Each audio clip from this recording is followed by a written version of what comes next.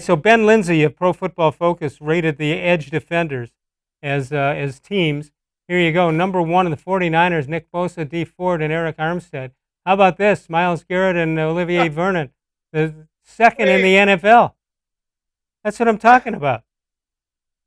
Cameron, You know what? hold on, let me get through this. Cameron Jordan and Marcus Davenport of the Saints, Joey Bosa, and Melvin Ingram III from the Chargers, T.J. Watt and Bud Dupree from the Steelers. So there you have it. What's your thought?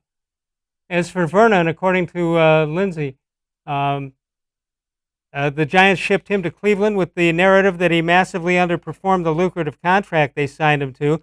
That narrative has followed him to Cleveland, where there were reports this season that the Browns made a significant offer to Jadeveon Clowney to line up across from Garrett. Yes, Vernon has dealt with his fair share of injuries, and ability is reliant on availability, but his 86.6 PF Pro Football Focus grade in the regular season since signing that contract in 2016 ranks 21st among 99 qualifying edge defenders. Still a good player, one capable of playing both the run and the pass well when healthy. You know, when you think of this, and we've been talking about the Browns for a long time, it's almost like Vernon isn't on the team anymore, and yet there he is, still running the show. I got nothing against Ben Lindsay, and I certainly love Pro Football Focus because, the Browns base all of their transactions off of Pro Football Focus. I say that somewhat kiddingly, but not entirely kiddingly. But here's the thing. I just disagree with that list. I mean, having Myles Garrett and Olivier Vernon number 2 in the entire NFL? Are you kidding me? Listen, Joey Bosa Joey Bosa and a stool pigeon and a mannequin is better than Garrett and Olivier Vernon. Here's the thing. Hey, anybody who's evaluating Myles Garrett, what did you do last year, Myles? Oh, that's right. You got off to a great start as a sack master, and then you went all crazy and whacked a guy over the head with a helmet and got suspended the remainder of the year.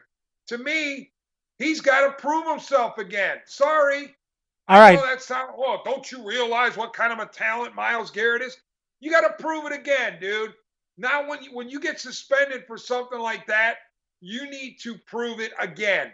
And Olivier Vernon, I don't care what his PFF grade was over the last however many years. He was not a good player for the Cleveland Browns last year. Sorry. All right. So what are you thinking along with the Browns that since they obviously can't get some kind of a deal with Jadeveon Clowney, are you suggesting that they actually are happier with Vernon than they would be with Clowney?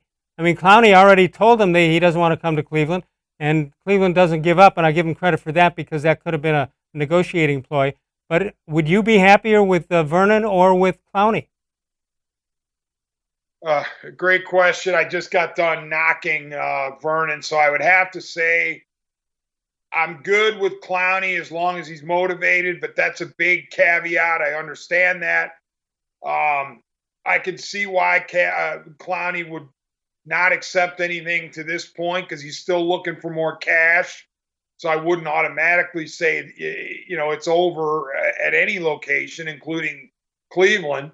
But clearly the Browns are unsettled with Vernon. Otherwise, they wouldn't be looking elsewhere, or they're not supremely confident with Vernon. So, but again, the key with Clowney is, besides the injuries, you have to make sure he's motivated, and I don't know that you can guarantee that. No, even if you sign him, that may take the motivation away.